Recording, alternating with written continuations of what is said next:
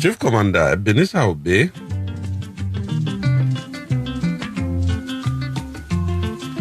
Ẹ káàbọ̀ lẹ́ẹ̀kan sí i. Nìbàdàn la wà. Mọ̀ọ́kálájà alájà tó ń tò gbóró ajá amọ̀kòkò tó ń ti kòkó àmọ́ alókèrè jégbé tí ò gbọ́dọ̀ kọjú síra àwọn àtàlùbẹ̀m̀bẹ́ tó sojú lódì lẹ́sọ̀. Ẹ káàbọ̀.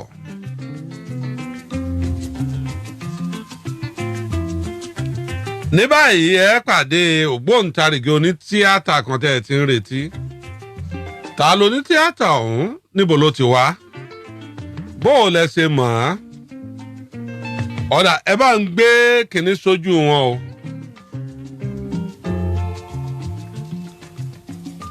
Onítíátà tí mò ń sọ ni.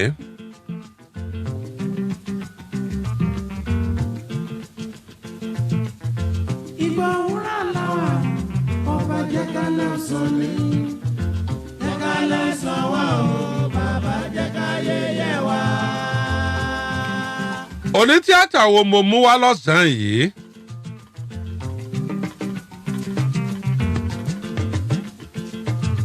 Kí lorúkọ rẹ̀? Irú eré wo lẹ ti bá onítíátà yìí pàdé rí? Ìgbà òwúrọ̀ làwà, ọba jẹ́ ká lẹ́sàn ni. Jẹ́ ká lẹ́sàn wá o, bàbá jẹ́ ká yẹyẹ wá.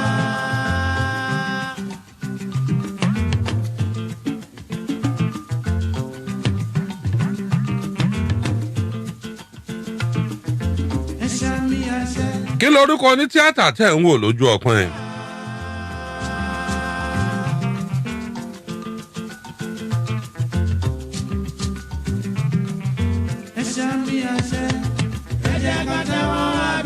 Ẹ káàbọ̀ Adéwuyì mú kí n tẹ̀sọ́ Balógun Kọ́láwọlé ẹ káàbọ̀ Àrẹ̀mú Bísọ́lá ẹ̀lẹ́ẹ̀lẹ́ ayin Muyideen Gbọ́lágadé ọmọọlá Muyideen ọmọọlá owó ọmọ Ọ̀yọ́ Aláàfin Òjó Pàṣẹkẹ́ ọmọ Àtìbà Amẹ́ríkà lọ wà ó kéré ọjà délé Adébísí Babáyẹmí ó ní alàgbà kànràn kànràn rèé o Ọládélé Davis Ọlọ́ládé Davis wòlíì olókìkí tí máa lu ọjọ́ Thursday lọ́dọ̀ wa Ọlọ́ládé Davis ló sọ̀rọ̀ nípa àwọn abiyamọ táwọn abiyamọ ń sunkún ó sọ̀rọ̀ nípa ẹ̀jẹ̀ ìbí Adésùnbọ̀ Johnson ẹ káàbọ̀ ẹ̀ǹlẹ́ Ahmed Ajínáwó ọlọ́mọọmọ sí alẹ́ ajíṣiṣẹ́ o Princess Sharon lọ́mọ ẹ máa ṣí ẹ̀yin alàgbà kànràn ẹ bá ń kí gbogbo ọmọ Nàìjíríà àtàwọn èèyàn yín tó wà ń lu òyìnbó gbogbo olólùfẹ́ yín ẹ kí wọn ẹ pé ẹ káàbọ̀. Lórúkọ Ọlọ́run mo kí gbogbo ẹ̀yin olólùfẹ́ mi o. Àwọn náà ń kí yín. Ẹ̀yin bàbá mi, ẹ̀yin ìyá mi, ẹ̀yin ẹ̀gbọ́n mi. Ébà. Ẹ̀yin ọ̀rẹ́ mi. Ẹ̀yin tẹ́ ẹ wà lẹ́yìn mi lẹ́yìn Ọlọ́run tẹ́ ẹ jẹ́ kó gbà mí owó. Láti ọdún tó ti pẹ́ sẹ́yìn. Kábíyèsí. Lẹ́yìn Ọlọ́run ẹ̀yin máa ní. Nígbà tó wà ẹ̀yin ni. Nígbà tí ò sí ẹ̀yin ni. Tó mojúbà Ọlọ́run. Ṣé dákà fún Olódùmarè. Ọwájú bẹ̀ ẹ̀yin ènìyàn. Kábíyèsí Ọlọ́run. Lórúkọ Ọlọ́run. Gbogbo ibi tẹ́ ẹ ti ń nífẹ̀ẹ́ wa kò mà ní bàjẹ́. Àmín. Gbogbo ohun tẹ́ ẹ ti ń ronú lọ́kàn láti ṣe àti tẹ́ ẹ ti ṣe fún wa ọmọ aráyé ò mà ní bàjẹ́. Àmín. Èyí tẹ́yin pàápàá lérò tẹ́ ẹ dáwọ́lé yóò ṣeé ṣe o. Àmín. Òkè lórúkọ Ọlọ́run ẹ kú lé o. Kànràn ń kí yín Chief Kànràn rèé lónìí ẹ mọ̀ mí lónìí ẹ̀mẹ́kùn àtúnjọ pàdé lónìí láti ọdún gbọ́n lókẹ́sàn wo láti ẹ̀ ti pàdé kàn náà.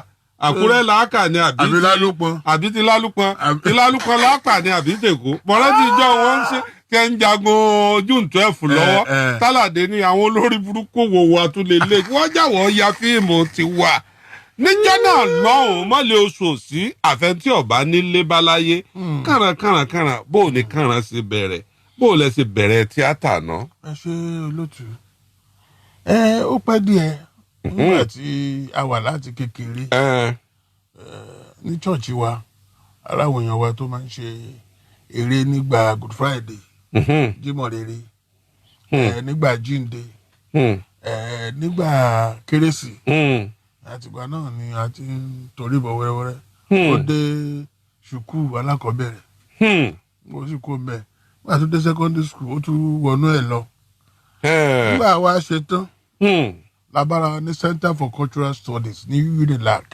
lẹ́kọ̀ọ́ níbi símẹ́ǹtì gbé dolẹ̀. a ṣe certificate course níbẹ̀. tẹ́ lọ kẹ́kọ̀ọ́ ijó. a lọ kẹ́kọ̀ọ́ ijó àdá fún yín. àti stage eré orí ìtàgé. àti jó. nígbà tá a ṣe díẹ̀ ńbẹ̀ wọ́n fi wá síbẹ̀ tá à ń ṣiṣẹ́ lọ. kò pẹ́ kò jìnnà wọ́n ní ká wá lọ sí University of Ife tó di Ọbáfẹ́mi Awólọ́wọ̀ University lónìí. ẹ jẹ́ ẹ̀kàwé tó wà ń. wọ́n gbìyànjú díẹ̀. abájọ tẹ èbó fi yọkùlùlù lẹ́nu yín sólẹ̀. wọ́n gbìyànjú díẹ̀. nígbà ìṣúdọ̀ ọ̀hún Ọlọ́run tó bá wa ṣe àṣe diploma lórí directing acting àti báwo la ṣe lè ya sinimá. ok. nígbà tá a wá kó mbẹ tá a padà sílé nígbà tá a ń sọ yìí NTV ló sì wà. a máa ń ṣe 30 minutes program ní NTV lẹ́kọ̀ọ́. iléeṣẹ́ tẹlifíṣàn kan ṣoṣo ló wà lẹ́kọ̀ọ́ kan wà nìbàdàn. ọ̀dà lọ́kọ̀ ìyá kọríkọrí àṣekèké àdúrà Àkúrẹ́ nìyá ìwà kò sí mọ́lẹ̀ oṣù nù gbogbo wòlíì tí ń bẹ láyé bá a bá sì ń sọ̀rọ̀ nípa ìyá kọríkọrí mo lù lọ́ǹtẹ̀ẹ́nu gbogbo wòlíì obìnrin láyé. ìyá kí lẹ́ẹ̀ fi ṣe kànáà lálejò kànáà ló dé yìí ó dé sí yín lọ́rùn ẹ máa tẹ̀ ẹ tẹ́ntẹ́ bá fi ṣe kànáà lálejò mọ́ ń bọ̀ ń bọ̀ gbowó lónìí o kànáà. inú mi ó dùn. tílẹ̀ ó mì inú mi ó dùn. ẹ̀ ń sọ ńlẹ̀. ní kúkúrú bàtà wa padà dé ó ti bọ́ sí àkókò Festac 77 àkópa nínú ẹ̀. ngbà àwọn ẹsẹsẹ bí mi nù 1977. ngbà àkópa. ǹjẹ́ January 177 kí ìyá mi kú lọ síbítù ẹ̀ ń sọ ńlẹ̀. nígbà tí wàá kó ń bẹ̀ Ọlọ́run wa ní ká máa rí iṣẹ́ yẹn ṣe. ká máa rí iṣẹ́ yẹn ṣe.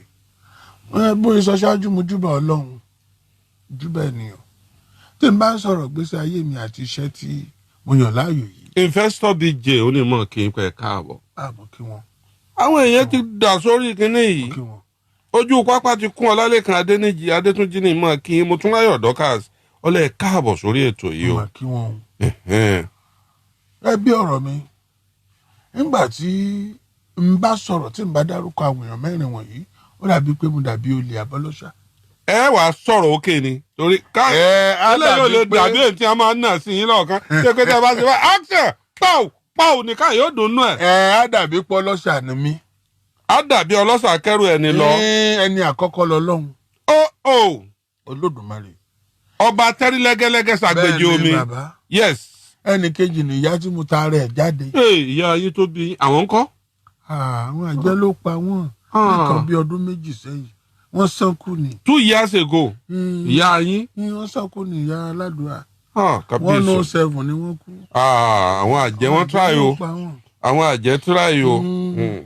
a sì fẹ́ ká ró wọn ò gbà. kọ́ríkọ́rí ẹ mọ̀ pé mo dúpẹ́ mo ṣubú lajẹ́. mo dúpẹ́ mo ṣubú lajẹ́ o. ìyá àṣẹ kìkẹ́ àdúrà mọ̀mọ́ kẹ́ríkẹ́rì ó ní kẹ́ send account number yín ó lóun ó fowó sí ní ìsìn ó ní òun ó fowó sí ní ìsìn ìyá ìfẹ́ sẹ̀yìn lọ́wọ́ ìyá yìí níjọ́ tó dénú studio yìí tó nawọ́ méjèèjì báyìí lẹ́yìn ìgbà tí studio yìí jóná ó ní ilẹ̀ bí yóò di gold ó padà dà bẹ́ẹ̀ àdúrà tó gbàǹjọ náà ó dínà apára rẹ̀ ọ̀ka mọ́ àṣẹ kìkì ọ̀rọ̀ kóríkọrì bàbá àṣẹ kìkì àdúrà yìí kò pé méjì ìlú Àkúrẹ́ wọn wà àti ẹ̀jọ́ ṣeré lọ́dọ̀ wọn jọ kan ẹ̀ ń sọlẹ̀ káwọn send account number à ń bọ̀ ìyá. ní kúkúrú ẹni kẹta òun lè gbọ́n mi ọmọ ìyá bàbá mi. ọmọ ìyá yín ọmọ bàbá yín. à ń pè ní Yẹmí Rẹ̀mí. àwọn náà ọmọ wò yín bí wọ́n bá wà báyìí. wọ́n wò mí báyìí. ẹni tó wá gbẹ̀yìn tí mo ní n ò gbọ́dọ̀ gbàgbé láàrin àwọn mẹ́rẹ̀ẹ̀rin yẹn. àwọn ni olóògbé Àyànfẹ́mi Òróníyì Phillips tó dá ẹgbẹ́ òṣèré Òṣùmàrè sílẹ̀. kábíyèsí Olódùmarè. ìyàwó àmì ọkọ ìyá Rainbow. ọkọ ìyá Rainbow. bẹ́ẹ̀ni. ọ̀gá yín nù. ọ̀gá mi. olọ́kọ̀ yín bẹ́ẹ̀ yẹn ṣe mọ̀ art. ṣe àpá wa ti bẹ̀ láti yunifásitì. ẹyin. ṣùgbọ́n pé ọlọ́run pé a jáde sí gbòòrò àwọn lọ́lọ́run lò. Abdulrasaq Saliu ọlẹ́jà ńlá mo tún gbé lónìí ṣe ń fún mi wagon ó ní well done bàbá yìí Múránà Àjàgbé ó ní ọlọ́run yóò máa fún yín ṣe sà Ṣẹ́gun Arúlẹ́wọ̀ ó ní bàbá kànrán God will bless you more. Amen. In Jesus name. Ẹ̀ ń sọlẹ̀. tó àwọn mẹ́rin wọ̀nyí wọ́n ṣe pàtàkì nínú ayé mi. so níjọ́ kan ṣá àti lọ ṣe àwọn kinní kan tá à ń pè ní 26 episode. àti ṣe fún NTV ní Yorùbá. Lagos State wá fẹ́ ṣí tẹlifíṣàn àti ilé rédíò. wọ́n wá ní ká tún kọ ìmí ìwá àwọn eré àbáláyé. àtúkọ fún wa tún ṣe kí la ya eré tán fún lólóògbé bá tẹ́rí gbaṣọ. kábíyèsí ọlọ́run Fọláṣadé Jíbódù ó ní Chief Kànrán ó ní God bless you ó náà ń kéyìn láti America United States of America. I salute you my sister. àwọn olólùfẹ́ yìí ti ń sarajọ káàkiri àgbáyé lónìí Kànrán ẹni tẹ́ ti rí fọ́dún 15 20 ọdún lónìí lẹ́ẹ̀ pàdé lórí ìkànnì. ọmọ àdúpẹ́ lọ́wọ́ yín. ọlọ́run ló ní orí bẹ́ẹ̀ ẹ̀ ń sọ́lẹ̀. ni bàbá yìí bá tẹ́rí gbaṣọ. ìyẹn Philip bàbá Ayọ̀fẹ́mi Olóní Philip. nígbà tí bàbá yìí kú tán àwọn NTV wa ní rédíò àti NTV tó ṣì ń jẹun tàbí ṣàwọn eré ló bá jóná. ó jóná. ń bọ̀ wá jóná wá ní tò ká wá tún àwọn eré ọ̀hún ṣe. àwọn àwòrò ṣàṣà wá foríkorí wọ́n fi kùn lukùn. ẹni ló lè ṣe gbogbo àwọn róòlù tí àyàn Fẹ́mi Olóní Phillips ń ṣe yẹn ẹni ló lè ṣe. wọ́n dán mi wò kì í ṣe tó ogun. Adésùnbọ̀ Johnson ó ní KS ló ń ti bá yín pàdé ó lóun tó mọ̀ yín lónìí òun mẹ́kùn. mà dúpẹ́ o. wọ́n ṣàdán mi wọ́n bá ní èmi ní kí n lè ṣe. Kànrán ọ̀hún Aláàfin Kànrán. ó kọ Aláàfin ní jẹ́ bẹ́ẹ̀. Aláàfin Kànrán ni ọmọ Ọ̀dàràwú. ilẹ̀ ti rọ́. ọmọ Ọ̀dàràwú. ilẹ̀ ti rọ́. àmàdúpẹ́ lọ́wọ́ náà. ẹ̀ ń sọ́nlẹ̀. wọ́n àdá ṣeré yìí wọ́n wá fi ẹ̀ wọ́n híà ẹ̀ wọ́n ṣe ẹ̀ ní first Independence Day 1st of October lọ́dún náà. àwọn èèyàn jókòó sílé public holiday ni.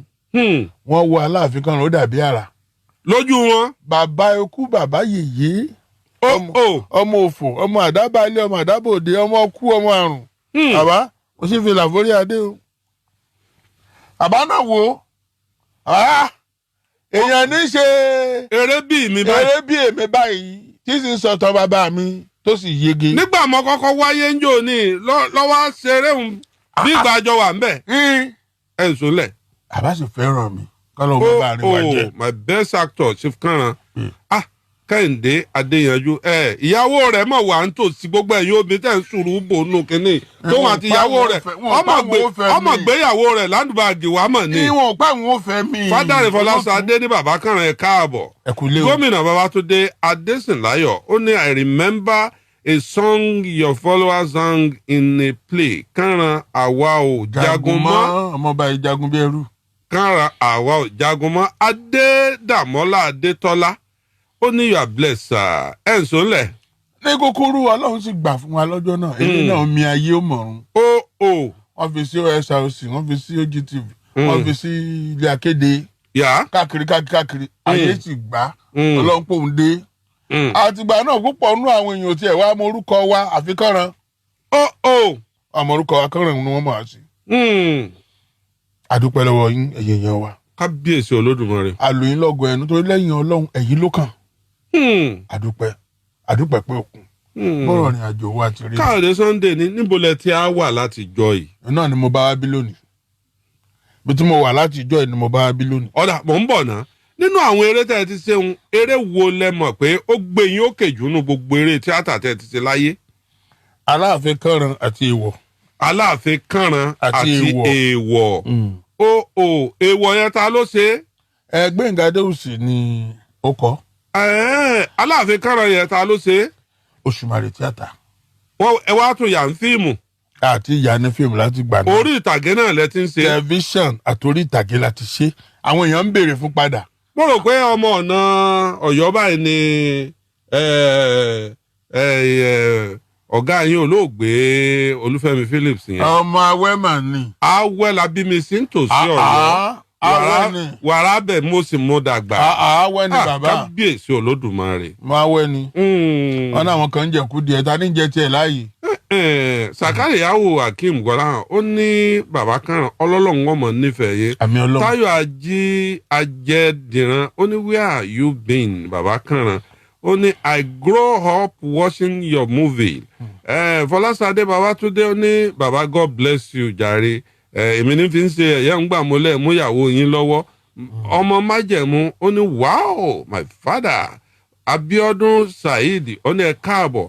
Isaac Adégbètẹ́ ọmọ ó ní Kànràn is one of the best actor ní tóun ever wò nínú fíìmù láyé. Alex Tọ́pẹ́ Akíndé ní Kànràn máa wọlẹ̀. Wálé Moff Adéwálé ó ní Kànràn ilẹ̀ ti rọ́ kíní ń gbéra wọn mi ń gbéra wọn sáré. Aláwìyé Akínyẹmí ó ní I love this man die. Adéwálé Lateef ní bàbá you are welcome. Regina Olúdáre ní mo ti míìsì Kànràn jù. Àwọn obìnrin Ọlọ́run má jẹ́ wọn fọ́ fóònù yín mọ́lẹ̀. Ọ̀dà ẹ̀ ríran wò. Àwọn tí wọ́n pè wọ́n ti míìsì yín dákú yìí. Táyọ̀ olóòtú ẹ kú iṣẹ́ o Ọlọ́run á máa ràn yín lọ́wọ́. Ọ̀dà Kànràn ní ẹ̀wà kọ́rọ̀ ó lè bá a yá. Níjó nínú yín dùn jù tẹ́ ń ṣe tíátà. Nígbà tẹ́ ẹ ti ń ṣe tíátà níjó nínú yín dùn jù. Gbogbo ọjọ́ tí n bá ti kó ẹ̀kú wọ̀ báyìí inú mi á máa dùn. Tẹ́ ẹ bá ti bẹ̀rẹ̀. Tí n bá ti wọ ẹ̀kú ẹ̀. Mo rántí pé ẹ̀ ń ya fíìmù kan ẹ lọ yà nílé ọba tó kú yẹn ọba kan tó kú lẹ́kọ̀ọ́ onísọlọ òfìsọlọ ẹ wá wọ àwọn aṣọ àtàdé ọba àti ẹnìkan wá jáde bóyá àbúrò rẹ̀ àbí ìyàwó wọn ni ọba bu ẹkún gbà á pé sọba tún jíǹde ni kí ló fà á. Ọlọ́run ni ní nǹkan bíi 2016 mo kọ́kọ́ ṣe kan náà ní 2015 nígbà ayé bàbá wa tó ṣílẹ̀wọ̀ tó wàjà Ọọ̀ni Síjú Adé ìjọ́un. Bá a ṣe wà ní palace tá à ń ṣùtù báyìí táwọn èèyàn wọlé ń ṣe ni wọ́n ń dọ̀bálẹ̀. Yàgbó mo fẹ́ sọ̀rọ̀ àwọn ẹni kò máa sọ̀rọ̀. Ẹni tí mo wò àti jókòó mi lórí àpèrè bàbá. Ìjókòó yẹn. Òun tún lọ. Pẹ́ kò jìnnà. Àtúnyà mi ńgbà tí Ọọ̀ni tó wà lórí ìtẹ́ yìí tí wọ́n débẹ̀.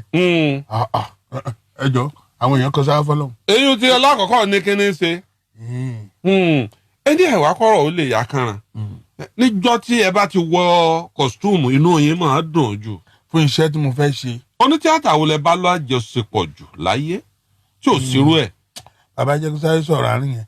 Fún iṣẹ́ tí n máa ń ṣe. Tí n bá ti wọ aṣọ báyìí inú mi máa ń dùn. Tá a bá parí iṣẹ́ yẹn inú mi máa ń bàjẹ́. Kí ló dé? Nígbà tí wọ́n pè mí ní olówó tí mo sì wọ aṣọ owó wọn kó oríṣiríṣi ilé tá a wà bóyá ilé ẹlẹgánsà ni àbí kankan adébìkan afẹ́yàṣẹ́ ń jẹ́ kan èmi ò mọ̀ pé ọwọ́ lógiri rìmóòtù báyìí á máa ṣí tọ́ílẹ̀tì. àwọn ọdún tọ́ílẹ̀tì ó dàbí pálọ̀ níwájú ọlọ́run àtẹ̀yìn àrí tọ́ílẹ̀tì àrí kankan tẹlifíṣàn ló wà lápá òsì báyìí gbogbo ẹ̀ ń tutù yìí bá padà ẹjọ́ tọ́ílẹ̀tì mi ọ̀ náà ní ọba mú mi padà sí tọ́ílẹ̀tì báyìí tẹkiní ọ̀ báyìí ó sì fò ókè ó fò ókè tọ́ílẹ̀tì ló fò ókè báyìí ní kúkúrú inú mi bàjẹ́. Kábíyèsí ọ kí ló fa ìbànújẹ́ ń. mo sọ fọlọ́run jọ́nà mi ní ọlọ́run má ṣe mí lé ẹni tí àti olówó sọ mí dọlọ́rọ̀. Mo sọ mí di big man actor. Lákòókò tí mo wí àwọn olè bá mi fa nǹkan o. Tó pọ̀. Kábíyèsí olódùn. Kó tó wá dé tó ṣẹlẹ̀ lọ́wọ́lọ́wọ́ yìí. À ń bọ̀ ńbẹ̀ mo ń bọ̀ ńbẹ̀ mo fẹ́ kí àwọn èrò tó wà lórí ìkànnì yìí kí wọ́n jábà ní kí n tó àmẹ́nu lé gbogbo ń tẹ̀ bá wa lò.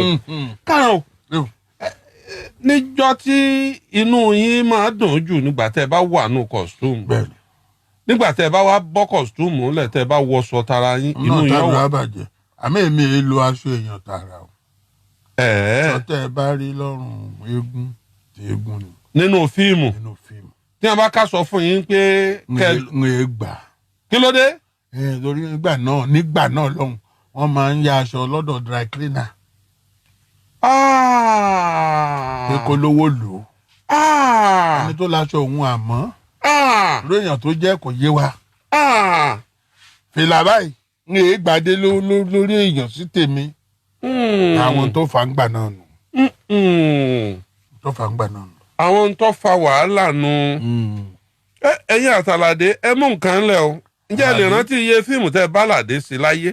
Ọmọọba Àlàdé Arómiré tó dolóògbé. Kọ́lọ́hún fọ̀run kẹ́. Àbúrò yín. Kọ́lọ́hún fọ̀run kẹ́. Ọmọ láìkì kan ràn. Kọ́lọ́hún fọ̀run kẹ́. Ọmọ ni. Fíìmù wo lẹ kọ́kọ́ bá yà ná? Aya adùn. Òwúrọ̀ lọ́jọ́. Ìyàwó ọ̀gẹ̀sìgé. Ọ̀pọ̀ àjẹyà fíìmù more than 100. Ó lé lọ́gọ́rùn-ún fíìmù. Ó lé lọ́gọ́rùn-ún tá a jọ yà náà. Tí sì máa ń gbé sáárá fún Ọlọ́run tí n bá ti wẹ̀kú tán. Pé mo dúpẹ́ pé n ò sọ jàrà. Ẹ wo mo fi ìṣẹ̀ṣe àti Jésù àti Olódùmarè búra ọmọlúàbí ni.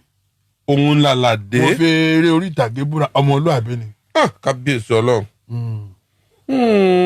Èèyàn nu. Tábàkáyé fíìmù tẹ́ ti ṣe yọ́mọ̀ ti fẹ́ẹ̀ tó yóò lé lọ́gọ́rùn-ún báyìí. Nígbà lẹ́yìn àti Àlàdé nìkan ṣe 100 fíìmù. Ṣé èyí tí mo kọ àbí èyí tí mo bá fíìmù wọn yà mí? tí ẹ jọ gbogbo fíìmù tójú yín hàn bẹ́ẹ̀ báyìí. Ó fẹ́ tó 1,000 àti àbọ̀. 1,500. Ká mú celluloid. Ká mú fíìmù. Ká mú reverser. Àwọn fíìmù ara ògiri tẹ́ ẹ ti tójú yín wà ń bẹ́ẹ̀ tó mélòó? Ìyẹn ojú 3 sí 4 lọ. Irú àwọn fíìmù ara ògiri ẹ máa kà á. Tẹ́ ẹ wà nú ẹ̀. Apẹ̀kan ní Oṣé Ṣàngó. Ó ṣe Ṣàngó, yes. Apẹ̀kan ní Ìlú Le. Ìlú Le, yes. Apẹ̀kan ní Ọjọ́ Ńlá. Ẹni ní kí n bí yín Abdul-Jalili oníṣẹ́ àti mọ́ ni. Ó lóun ò rí yín mọ́. Ìdí tí ìfi àtìtẹ́ ìfèrè mi náà la bá wà yìí. Kábíyèsí Ọlọ́run. Ẹ̀rọ yẹ ń kánjú Aláàfin òrebi kan. Bùsáyọ̀ Ọláìtàn ó ní bàbá Kànràn ẹ máa túbọ̀ dàgbà jù báyìí lọ lágbára Ọlọ́run. Wọ́n dàgbà ọmọdé ni mí o, wọ́n dàgbà o. Akínfẹ́ńwá Sẹ̀míù ó ní bàbá Kànràn is the most talented perfect actor. Sóríyànlá Michael ó ní miss you. Àwọn èèyàn àwọn obìnrin mọ̀ wá àmọ́ miss yóò ṣe pé iṣẹ́ kérúbù kan dún lára yín tí ó á jẹ́ pé àwọn obìnrin miss yín. Ọlọ́run ni. Ẹni ẹ̀wá kọ́rọ̀ ó lè yá. Ní ìsìnkọ́ ló wà nílẹ̀. Wọ́n lágbàlagbà kérúbù tọmọ nípa àtọlẹ̀dọ́lẹ̀ kérúbù ní Kànràn. Wọ́n lálàgbà ní Kànràn. Bàbá àdúrà ni. Abájọ àti gbogbo ìgbà tí nǹkan dún yẹn iṣẹ́ kérúbù Séráfù wà lára ẹ̀. Ó wà lọ́wọ́ Ọlọ́run. Sísà ṣe ń wúkọ̀ Moses yín kọ́. Ń bẹ lọ́wọ́ Séráfù. Ẹ máa gòkè Agelu bẹ́ẹ̀ ṣe wà. Àtọ́lọ́kọ́lé ń bí àtàgélú àtẹ̀rìmọ̀. Ọlọ́nkọ́lé ẹ̀rìmọ̀ Agelu. Ètò wà ń lu tápà àtúngùn. Lórí òkè náà. Ẹ fẹ́ máa dé Tondo State tí ṣe jẹ́ ìlú bàbá yìí ṣe jẹ́ wọ́n gbọ́ Ìgbò. Àlẹ́sẹ̀ parí eléyìí o. Lóòótọ́. Kábíyèsí Olódùmarè. Nígbà tí mo lóògùn tí mo sì níṣẹ́rẹ́ tí bàbá àti ìyá mi fi mí sí ni pé bọ́nà bá díjú kágbàwẹ̀ kágbàdúrà. Ọ̀dọ̀ ẹ̀kọrin Séráfù kan kí wọ́n lè mọ̀ pẹ́yìn ẹ ti dé ẹ̀kọrin alàgbà Séráfù kan tí ó milẹ̀ táwọn èèyàn mọ̀ pẹ́yìn ni. Mo ṣe Orímọládé ni olùkọ́ wa Ọlọ́run rán ọ sáyé. Iṣẹ́ ìdún. Láti dẹ́gbẹ́ yìí sílẹ̀. Kábíyèsí Ọlọ́run. Kérúbù Séráfù ló sọ orúkọ ẹgbẹ́ náà.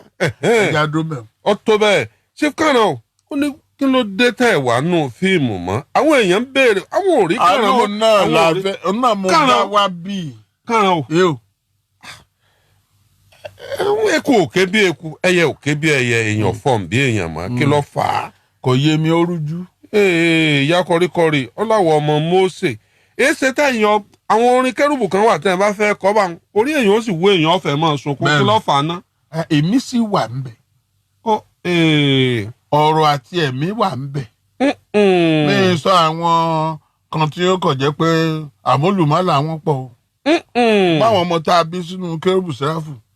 Àbúrò mi kan bẹ́ẹ̀ ń lu Ìbàdàn. Ayé ń bú Mósè wọ́n ń pè. Àtàwọn kan bẹ́ẹ̀. Ọlákúnmi ó ní òun ò rí yín ní Èbúté Mẹ́ta mọ́ ó ní sèse pé ẹ ti kó kúrò ládùúgbò bẹ́ẹ̀. Ọ̀rọ̀ ti kọjá bẹ́ẹ̀. ọ̀rọ̀ ti kọjá ọ̀rọ̀ ti kọjá abẹ́. ọ̀rọ̀ tó bá kọjá ẹkún ẹ̀rín láàrin kàrán bó o là á ṣe bó o lè yàn gbègbèsè ayé gbà tí gbogbo nǹkan fi eku òkè bí eku ẹyẹ òkè bí ẹyẹ èèyàn fọ̀n bí èèyàn kí lẹ fẹ́ bá àwọn olólùfẹ́ yín sọ àwọn lẹ fèsì. ẹ̀yin olólùfẹ́ mi nílé ẹ dákun torí ìtọ́ lọ́hùn ẹ gbà mí o nǹkan ń ṣe mí o. ẹ má ké bẹ́ẹ̀ ṣe ké gbẹ́ ẹ fẹ́ wọ stúdíò tí mo ní tẹ́ ẹ bá ké bẹ́ẹ̀ ń pè wọ́n pa kámẹ́rà n ò sì ní ìntàfíù yín mọ́ ń gbọ́ wọ́n ní akọni ojú akọni ìsoje gbogbo bó ti wulẹ̀ orí ọkùnrin láàmú ọkùnrin nìyẹn kánà kí ló ṣẹlẹ̀. mẹ́wàá ṣẹlẹ̀. ẹ sáwò. ní nǹkan bíi. Kúdóró Olúwaṣẹ́gun láti Houston ní Texas ó ní Chief Kànrán mò ń wò yín ọlẹ́ káàbọ̀ sórí ètò yìí Salau Lateef ní láti Èkó mo ti ń wò yín báyìí ó lóun ti míìsì Kànrán jù George Rẹ̀mílẹ́kún ó ní Ọlọ́run Kérúbù Séráfù ó lóun ṣeun mo tún rí Kànrán. Olúwa ṣeun ní nǹkan bíi ọdún méje sẹ́yìn gbogbo nǹkan dàrú fọ́tà mi ì ṣàìsàn o dúpẹ́ lọ́wọ́ Ọlọ́run mi ṣàìsàn àìsàn tí yóò gbé mi lọ síbítù àbí tí wọn máa dá ọjọ́ fún mi Ọlọ́run ò jẹ́ kí n ṣe ṣùgbọ́n tí ń ṣe mí ju àìsàn lọ. nítorí ẹ̀ máa ń ṣe èèyàn tí ọjà àìsàn lọ wà bíi kíni. ní nǹkan bíi ọdún 6 sí 7 báyìí. Ọlọ́run gbé bó ṣe ń ṣe dé láti ọwọ́ àwọn èèyàn kan lára wọn ni màmá wa Esther Ajayi lára wọn ni Jagaban Tinubu lára wọn ni àwọn èèyàn díẹ̀díẹ̀ ṣùgbọ́n ohun tó Ọlọ́run ṣe láti ọwọ́ wọn ni pé ń bó lẹ́gbàá látijọ́ yìí. wọ́n ràn yín lọ́wọ́.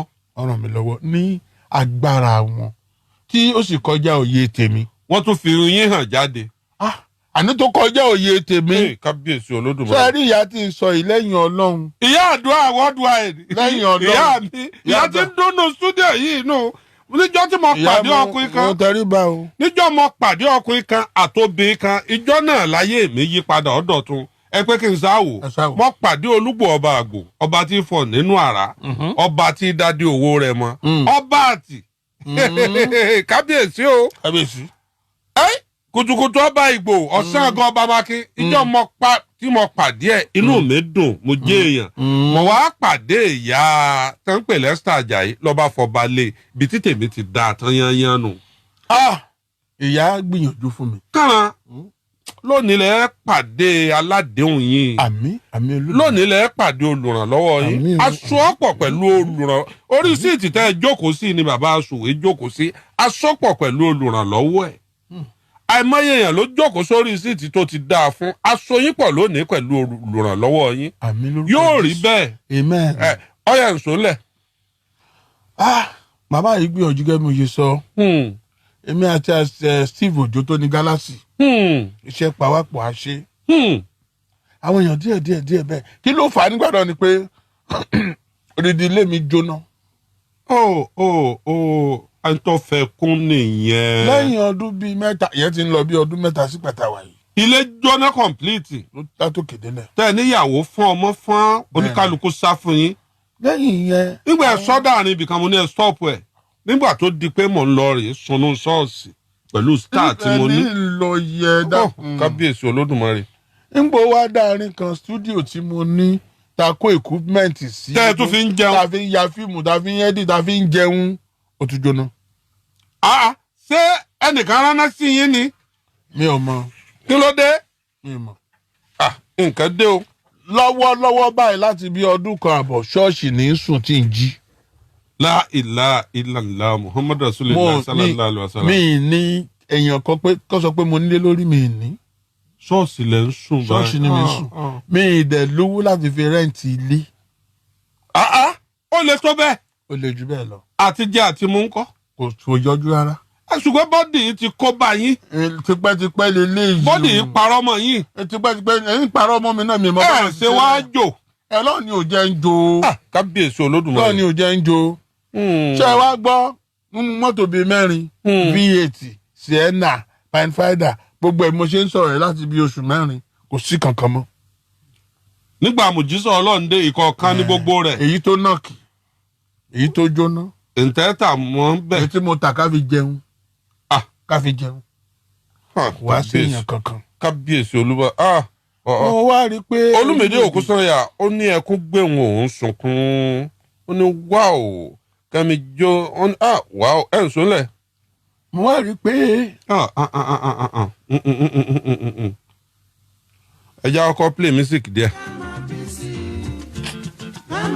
gbé kínní ń kúrò lójú kan náà gbé kínní ń kúrò lójú kan náà gbé sójú mi. ẹ̀yin olólùfẹ́ Kànràn ọ̀dọ̀wọ́ yín ẹ̀yin olólùfẹ́ Kànràn o torí wípé ń bọ̀ àwọn ládẹ́ẹ̀dẹ̀ ó sì dáa báyìí ẹ ti wo Kànràn ẹ ti gbádùn rẹ̀ inú yín ti dùn ara yín ti yá ẹ ti wo Kànràn inú yín ti dùn ara yín ti yá ó ti dádìílé yín ó ti pàdílé yín lẹ́rìn rí ó ti fún yín láyọ̀ rí ẹ dáyọ̀ padà sígbésí ayé Kànràn o ṣé ẹ lákàn nọ́mbà ń bì. mo ní. ẹja ṣe báyìí èmi bí ẹnìkan mo bẹ̀rẹ̀ látọ̀dọ̀ mi gbé kíní kúrò lójú Kànràn tí ẹ bá rọ́ mi lójú ẹ̀ ọ̀daràn ẹ bẹ̀rẹ̀ látọ̀dọ̀ mi màá 100,000 sínú àkáǹtì yẹn nísìn ẹ kọ àkáǹtì nọ́mbà yẹn kí wọ́n kọ jáde ọ̀yá ẹ kọ àkáǹtì nọ́mbà yẹn jáde ẹ kọ màá 100,000 sí nísìn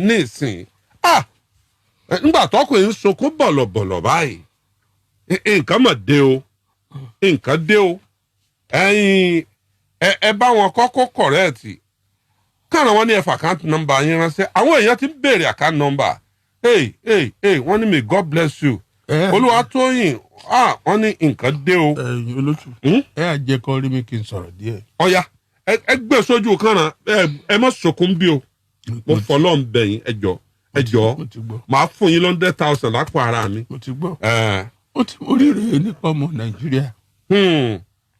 mo rí i pé wọ́n máa ń fẹ́ràn káwa òṣèré ká ṣàìsàn. a ní ẹ farabalẹ̀ sọ̀rọ̀ ẹ jọ̀ọ́ wọn ò ń fẹ́ kẹ́ ẹ ṣàìsàn wọ́n ran ẹni tó bá ṣàìsàn lọ́wọ́ ni sáwa lè rí wọn bú bí. tàbí kéèyàn kú kó tó ràn lọ́wọ́. ẹ ní kú ẹ ní ṣàìsàn. ẹ̀yin èèyàn wa nílé.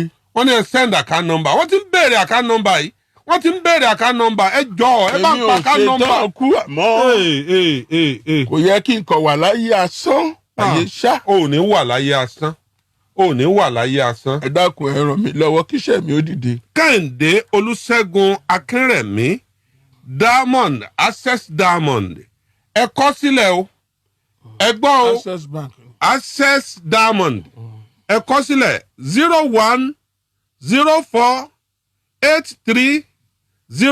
0104830658 ẹ tún gbọ́ lẹ́ẹ̀kan sí o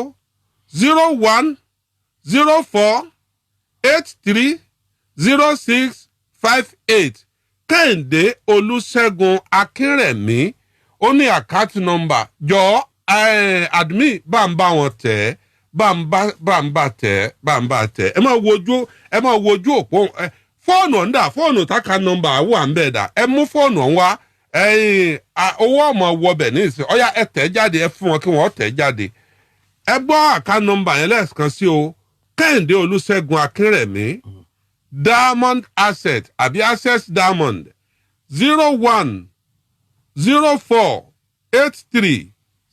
0104830658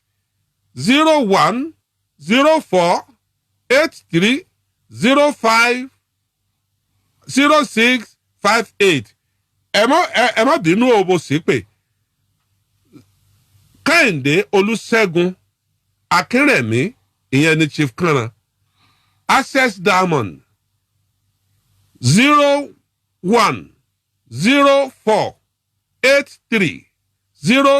0104830658 ẹjọ ẹ bá wọn tẹ̀ kó ẹ bá ń tún ẹ má bá ń tún tẹ̀ ẹ má bá ń tún tẹ̀ Kànràn o mo fẹ́ kó wọ́n máa dúnú àkáǹtì yẹn báyìí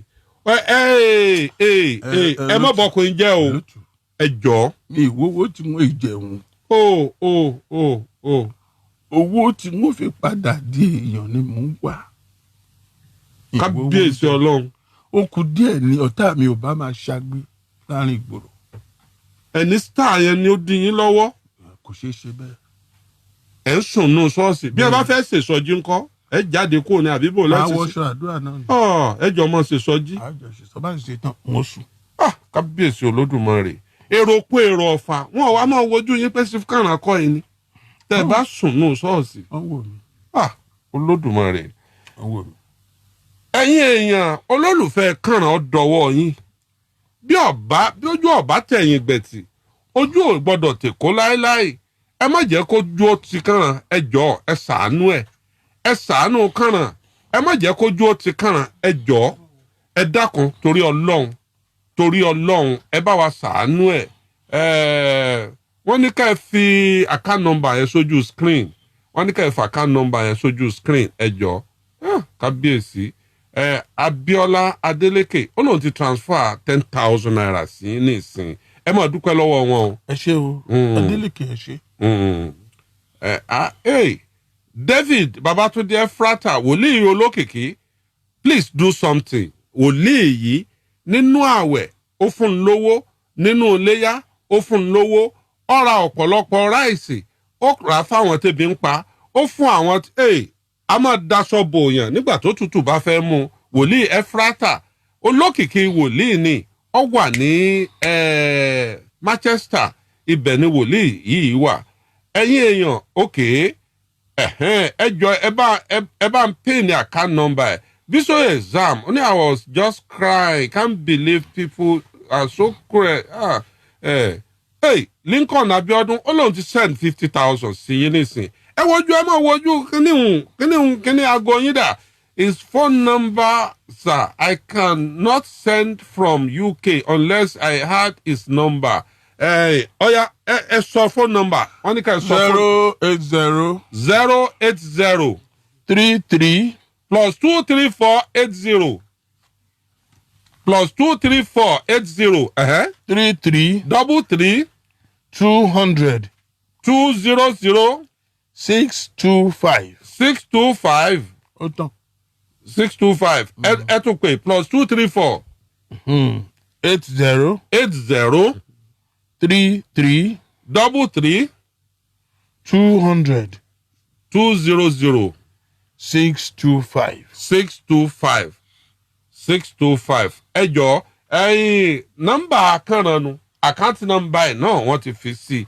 ẹ gbà mí o kò sí mọ́tò kò sí ilé o ẹ gbà mí o. gbogbo nǹkan ti tán ẹ̀yin wòlíì Efrata is a good man ààrẹ látòsà lọ sọ bẹ́ẹ̀ gbogbo wa yìí ló fún lówó ọdún bá a ṣe pọ̀ tó yìí ọ̀tán lọ́ọ̀yà Tòkunbọ̀ Lágbàáyé kò ní bàjẹ́ fún ọ láyé wọ́n ti fún yín 50,000 lọ́ọ̀yà Tòkunbọ̀ Lágbàáyé ó ní í ṣe gbogbo èèyàn láàánú ní ìlú London gbogbo àwọn ọmọ wa tí wọn ò bá ti mọ̀ gbé wọn ò bá mọ̀ gbé padà Ọlọ́run rán lọ́ọ̀yà yìí sí wọn ó ti send 50,000 Zaid Kọ́láwọlé ó ti send 5,000 ẹ ṣé o wàhálà this is a terrible situation for Chief Kànràn please our wealthy people should do something now ẹ̀yin náà ẹ ṣe tiyín ẹ má wo tẹ́ńtọ́ bẹ́ẹ̀ bá mọ́wọ́ kúdúrú báyìí bọ́ bá so mi lẹ bá lè fún yẹn pure water ẹ fún ẹ má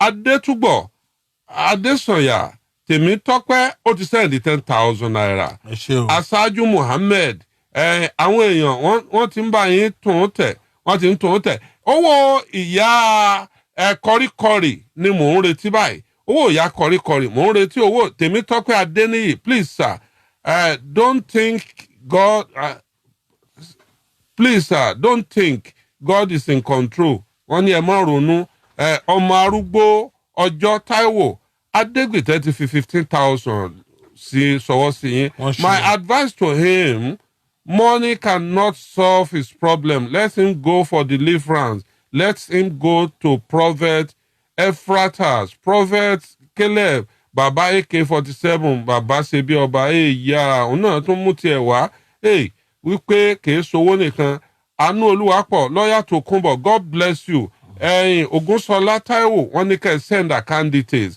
Táyọ̀ Akins wọ́n náà ti change àwọn ti send 5,000 naira sí Adébáyọ̀ Bíọ́dún Joshua Akeem ti send 10,000 naira sir I have your account detail I will transfer something in in now.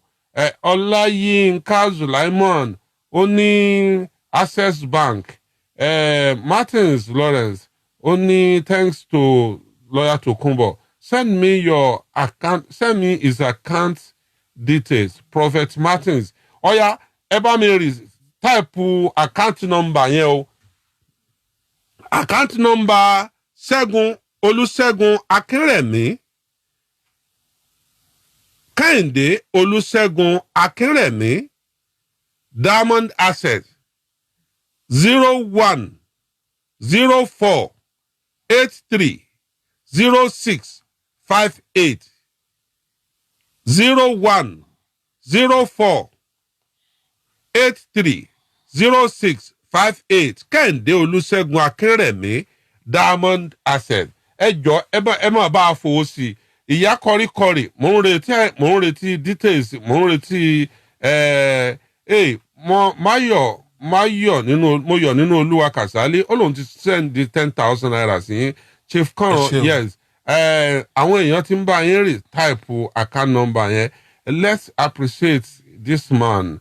Ẹnìkan ti send 100,000 Evangelist Ayọ̀mídé ó ti send 100,000 sí Chief Kọ́ran ó ní ẹ káàbọ̀. Jimoh Aiza, may Allah reward you. Amen. Go to any of those 3 prophets for the. Ẹ ṣé sà gbogbo ẹ̀ náà wọ́n lọ síwájú owó náà kí wọ́n èrè epo lọ ọ̀dọ̀ prophet ọmọlẹ̀yẹ. Ṣé mọ́tò wà táyà lọ? Bọ́dì yìí sì ṣòro gbé gorí ọ̀kadà tọ́kadà bá sọ̀rọ̀ ẹni ìmọ́lẹ̀ gan. You need serious deliverance. Thank you. Ìràwọ̀ ọ̀sán Ọláyíwọlá Sulaimon, the Lord will make a way for you. God is in control. Ajia Titilayo Adisa is watching.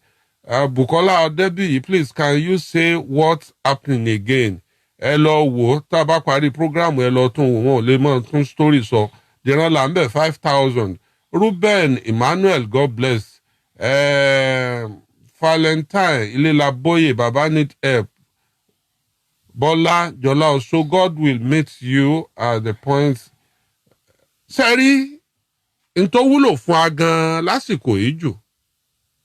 Ẹ̀yin olólùfẹ́ Kànràn àfi tá a bá ń tara wa jẹ lóko. N tó wúlò fún Kànràn lásìkò yìí àdúrà kọ́ o. Àdúrà ẹgbẹ̀rún ìdọ̀bálẹ̀ ìtọ́wọ́ ṣe ẹgbẹ̀rún ìdọ̀bálẹ̀ ọ̀ràn o.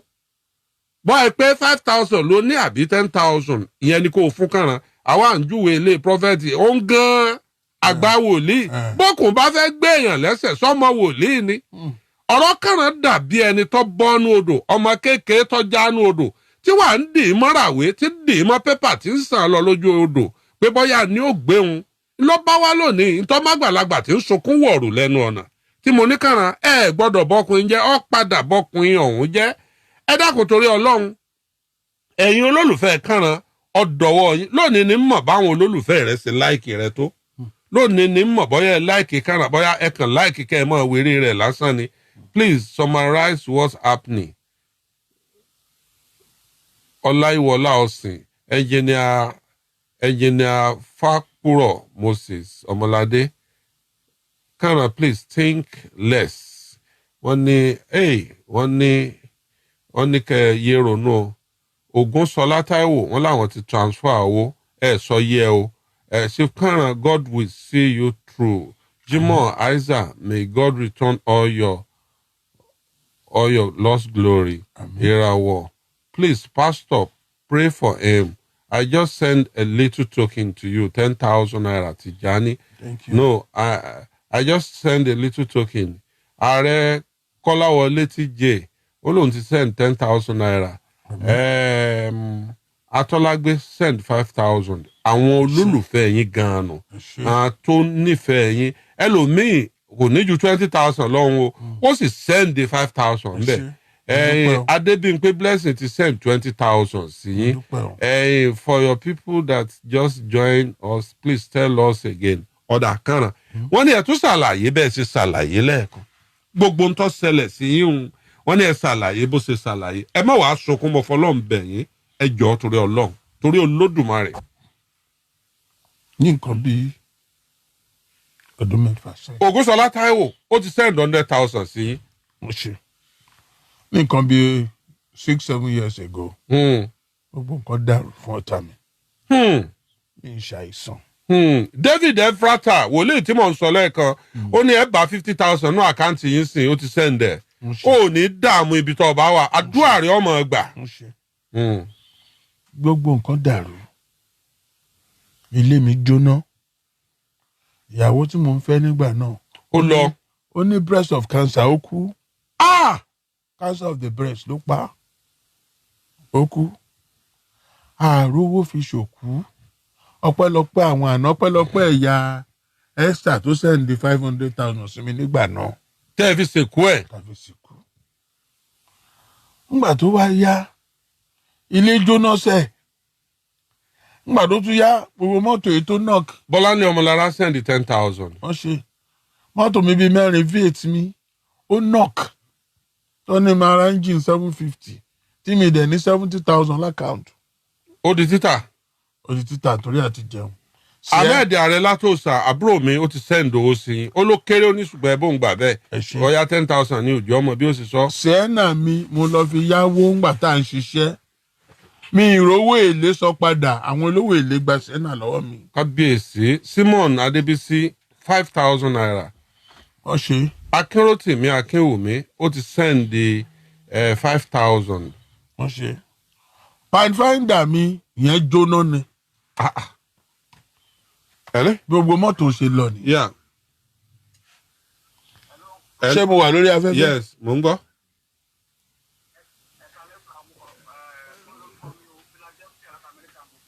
Philadelphia láti Amẹ́ríkà. Okay.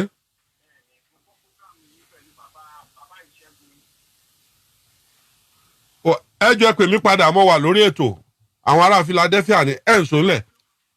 nígbà tí àwọn mọ́tò yìí jóná àti tó knock àti èyí tá a lọ fi yáwó èlé tá a rówó dá padà tá a fi jẹun kò pẹ́ kò jìnnà mi ì rówó ilé san mọ́ mo kúrò nílé nígbà tí mo kúrò nílé mo wà ní church.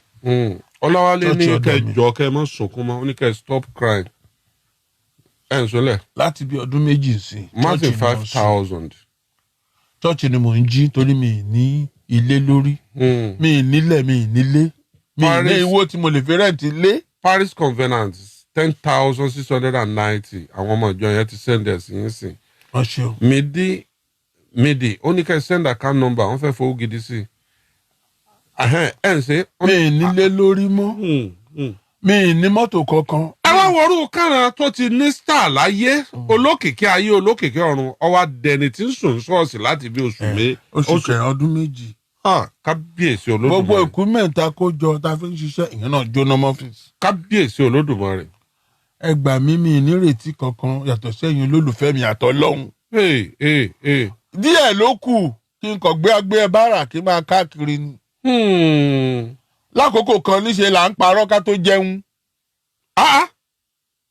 ẹni ẹ̀ lè rọrùn sùn ẹni tó bá ti di aago 12 báyìí lẹ́ẹ̀ ti yájú. bí mo ṣe wà yìí. ẹlẹ́wàá yìí má dùn. tí o bá fi ọwọ́ kan ara mi tó bá gbé omi tútù sí áwò oorun kẹ̀.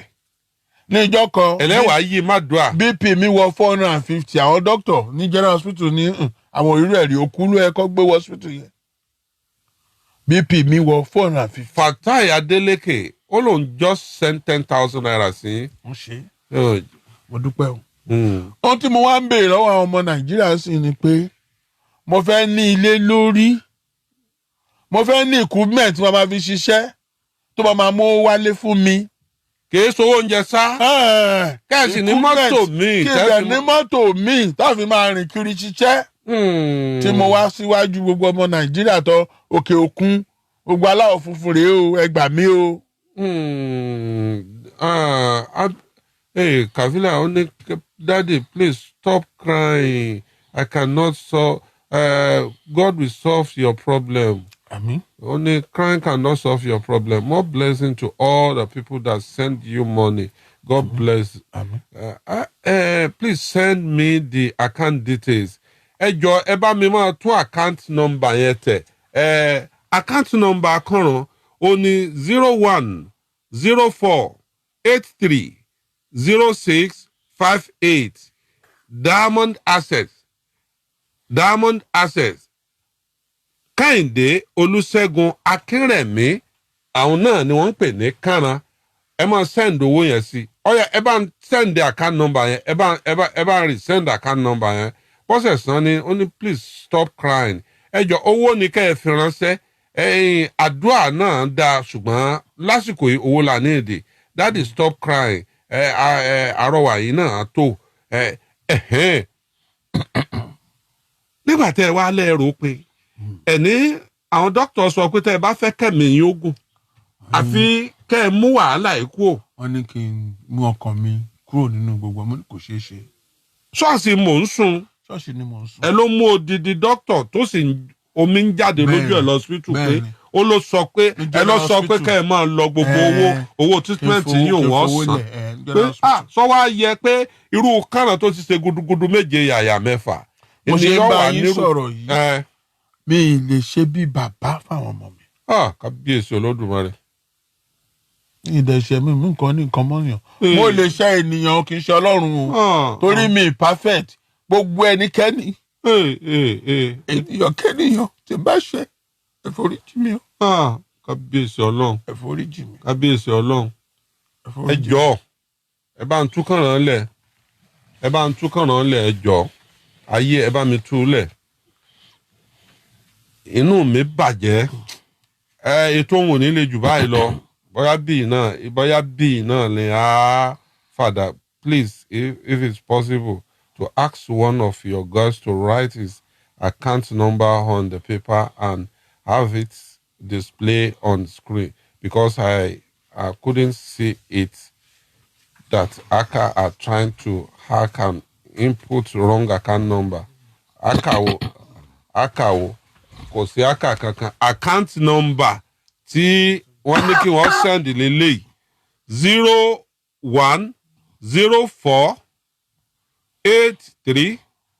0104830658 ẹ kọ ọ́ lẹ̀ 0104830658 Diamond Access Kẹ́hìndé Olúṣẹ́gun Akínrẹ̀mí lórúkọ tí ó bá jáde ẹ má jẹ́ kẹ́nìkan kò sí nǹkan sẹ́nìkan kan tó fẹ́ kò sí nǹkan kan tí account number rẹ̀ nu àwọn èèyàn ti ń send your account details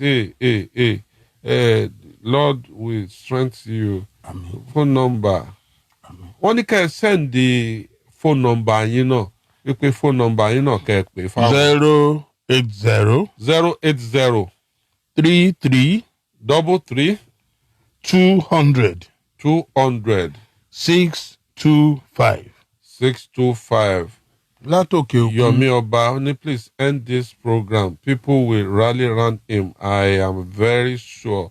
That's all. Olotu, I'm not happy. Kò sẹ́ni tó wà happy. Ọlọ́run yóò ṣàánú wa. Ọlọ́run yóò ṣàánú wa. Chief Kánran, account number yẹn ni. Account number yẹn ni. Ṣé ẹ lè rí báyìí? Ẹ bá wọn gbé báwọn. Sẹ́yìn rí. Ẹ bá wọn gbé. I have sent money. Kẹ́hìndé. Sita Ṣọlá Ìkómọ́pàyé. So sad. Muibat Abosede. Account number is paying already. Yes. Nígbà àwọn àtúnika kọ́ nù pépà ńkọ́. Kí la fẹ́ ṣe sí? Kọ̀ á jáde dáadáa o. Bó ṣe ṣe ń kọ àwọn èèyàn rí dáadáa o. Wọ́n rí account details yẹn o.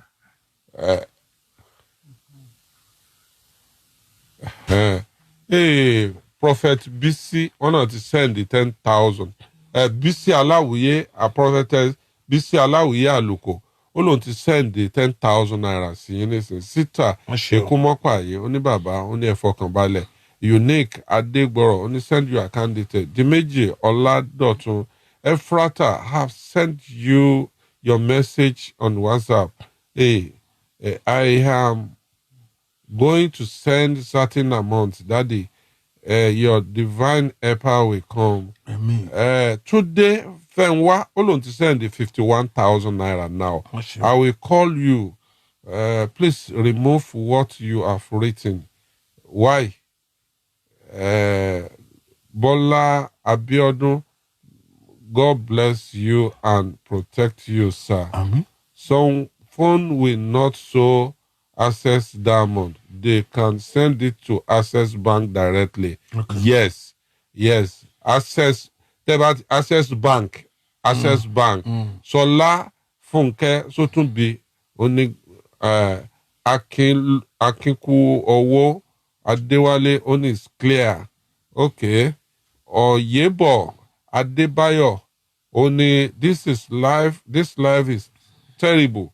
Bọ́láńlé Ọmọlára Ọlọ́run á dájú gbogbo á dá gbogbo ìkólọ yín padà. Àmín. Ọlárótìmí Olújìmí will send you a little I have. So sorry about that. It's clear. Kọ́nà ẹ̀já lọ. Orí èmi náà ti fẹ́ mọ̀ wú. Highly emotional. Victoria Adeleke wọ́n náà ti send 20,000 naira. Àwọn èèyàn ti ń send owó ẹ wò ẹ máa lọ wọ́n máa send owó sí yín wọ́n máa send owó ẹ máa rówó ń bẹ̀ ẹ dúpẹ́ lọ́wọ́ gbogbo àwọn tí wọ́n send owó sí yín tó bá di ìwòye next week lágbára Ọlọ́run mo fẹ́ kẹ́ ẹ padà wá dúpẹ́ á kọ gbogbo kan jáde ẹ sì dúpẹ́ lọ́wọ́ wọn àwọn tó ti send owó sí yín a dúpẹ́ o ẹ ṣé pọ̀.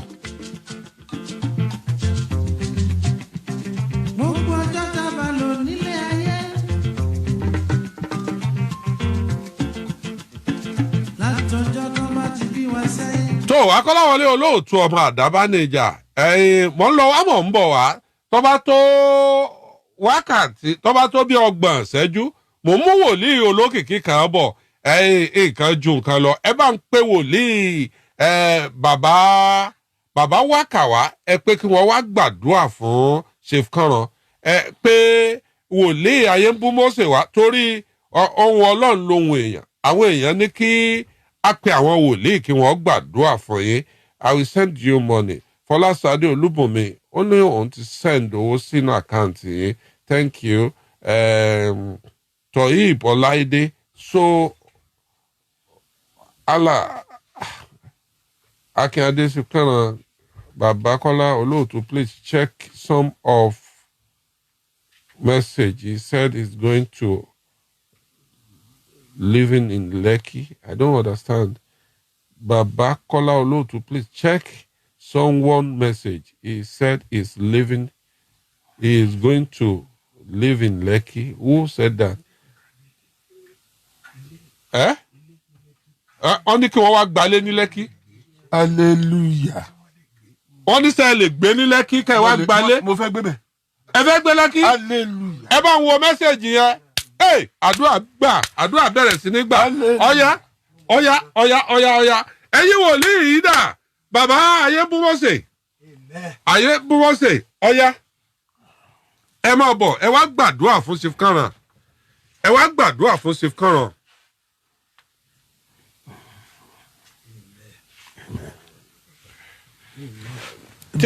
Tí ọ̀rọ̀ lè ń bá ti bọ́ sí, ẹ máa bọ̀ níjọ́ mẹ́jọ.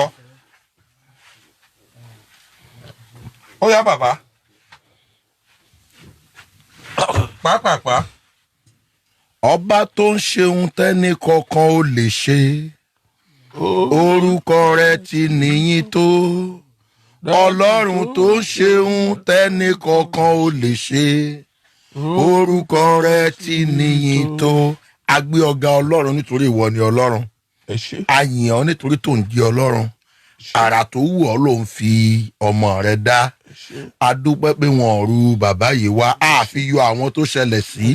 Àdúrà mi àkọ́kọ́ fún gbogbo ẹ̀dá tó ṣíà prógrámù tòní ò ní tọrọ jẹ láéláé. Gbogbo ẹ̀dá tá a fi sí lọ́kàn láti ṣíà prógrámù tòní ò ní tọrọ jẹ láéláé. Níbi tí ògo ẹ ga dé àní já ọ bọ́.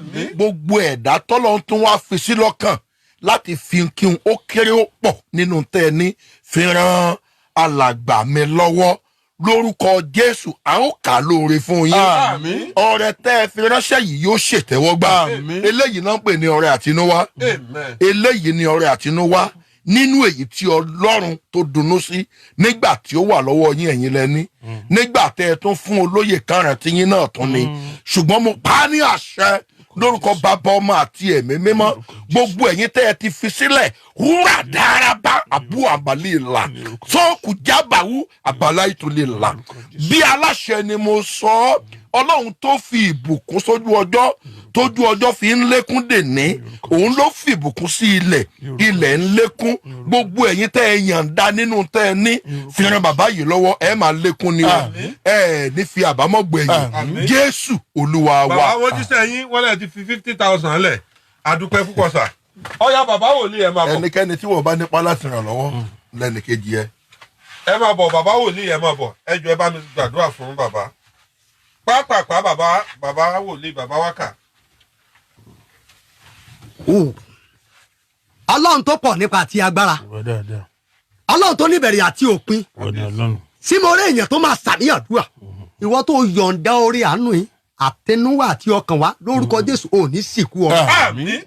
ẹgbẹ́ o Bíbélì wípé ta ló ṣe fún mi tèmi ò ṣe fún ta ló máa ṣàníyàdúrà lórúkọ Jésù níbi tí ayé há ògo rẹ mọ́ lórúkọ Jésù àtú ẹ sílẹ̀. àmín. orí àtúnúwá ló ṣe yìí ẹgbọ́ a ò fi tipátipá yìn ẹ́ ó wù ẹ́ ló ṣe ṣùgbọ́n gbọ́ mo sọ gẹ́gẹ́ bí ọmọ wòlíì lórúkọ Jésù níbi tí ayé ti ń pẹ́ lọ́tún agbíọ̀ dìde. àmín. ìrànlọ́wọ́ alẹ́ ilé ìyànda lórúkọ Jésù ayọ̀ǹda fún ẹ. àmín. àánú wa orí Jésù Olúwa wa. àmín. àmín. ẹ̀yin gbogbo ẹ̀yin èèyàn tí ẹ̀ ń bá wa gbọ́nwọ́ sá o gbogbo ẹ̀ là ń rórúkọ yín ṣùgbọ́n tó jà jù ẹnìkan ó ti pè wọlé ó sì ti send message Tẹ́mi Ògún Sanwó ó ní kí n bi í léèrè pé ṣé ẹ lè gbé Lẹ́kì. mo lè gbé Lẹ́kì. wọ́n ní ṣé ẹ lè gbé Lẹ́kì. mo lè gbé Lẹ́kì. wọ́n ní ṣé ẹ lè gbé Lẹ́kì. mo lè gbé Lẹ́kì. Tẹ́mi Ògún Sanwó ní ilé ó wà fún yín Lẹ́kì ẹ gbàdúrà fún. orúkọ Jésù. amen. orúkọ ńlá ti Jésù. àmín. mo gbàdúrà fún Tẹ́mi. Bíbélì Ògún Sanwó. wípé Tẹ́mi Ògún Sanwó bẹ́ẹ̀ wípé nígbà tí mo wà ní ìhòòhò ẹ daṣọ bò mí. hey kábíyèsí. nígbà tí ebi ń pa mí ẹ fún mi lóúnjẹ jẹ. kábíyèsí. nígbà tí òun gbẹ́ngbẹ́ mi ẹ fún lómi mu. nígbà wo la ṣe àwọn nǹkan wọ̀nyí. Kristi wípé níwọ̀n gbà tí ẹ bá ti ṣe fún àwọn ènìyàn mi ẹ ti ṣe fún mi. mo gbàdúrà fún ìwọ tó ń gbóhùn mi tó fa ilé lẹ̀ fún mi nínú Lẹ́kì àti gbogbo ènìyàn tó mú nínú ọ̀rọ̀ wọn láti fi ràn mí lọ́wọ́ láti fi gbé mi sókè gbé mi padà sí òkè tí mo wà tẹ́lẹ̀tẹ́lẹ̀. mo gbàdúrà fún yín ẹ ò ní tọrọ jẹ. àmín. ẹ ò ní tọrọ mu. àmín. ẹ ní nọkàntọkẹ tó rí mi. àmín. ẹ ní wáṣọ ọ̀dọ̀tí o. amen. ẹ ní ṣìṣe. àmín. ògo ni fún Ọlọ́run lókè ọ̀run. àmín. ògo ni fún Ọlọ́run lókè ọ̀run. àmín. Jésù Olúwa wa. amen. àmín. ẹ wo gbogbo ẹ̀yin tẹ́ ń gbọ́ yìí pátápátá ẹ ṣe àdúpẹ́ ẹ̀ ní firú ẹ̀ gbá. àmín. ẹ̀yin ọ̀rọ̀ yín ọ̀dàyọ̀ lágbára Olódùmarè ẹ̀yin tẹ́ tó wá lè ṣe fún kànáà wà bí ọba sówó lọ́wọ́ rẹ̀ bá sí à ẹ̀ ó ti contribute nìyẹn máa sí à ẹ̀ ntẹ́ ẹ lè ṣe fún sí kànáà wà ntẹ́ ẹ lè ṣe fún náà ni pé èmi ò lówó lọ́wọ́ wúrà àti fàdákà lèmi ò ní ṣùgbọ́n tí mo ní nì mo fi ràn ọ́ lọ́wọ́ ẹ máa bá bàbá yìí sí à ẹ̀ ọ̀rọ̀ yín ọ̀dàyọ̀ ẹ ní firú ẹ̀ gbá ẹ ní fìbànújẹ́ gbá ayọ̀ bá mi Olúṣẹ́gun 10,000 naira àwọn èèyàn bẹ̀rẹ̀ sí ní dowó bolẹ̀ wòlíì Ẹ́frátà àdúpẹ́ o wòlíì Ayémbúmọ́sẹ̀ 50,000 àwọn èèyàn sẹ́ǹdowó sí yín lọ́tún èéṣe tí wòlíì Ayémbúmọ́sẹ̀ ń sáré bọ̀ wọ́n ní báwọn ṣe ń wò wọ́n láwọn ń wò níbì kan wọ́n ní ọkàn àwọn ọ̀balẹ̀ mọ́ pé ṣé sí kànáà làwọn ń wò yìí àwọn ò débẹ̀ wọ́n sì débí wọ́n sì wá wọ́n sì fi hàn pé blood is thicker than water adúpẹ́ pẹ́ òkun káàmẹ́jọ mẹ́jọ yẹn padà wá o títí tọ́rọ̀ yóò fi dayọ̀ mo fún yín ní àǹfààní.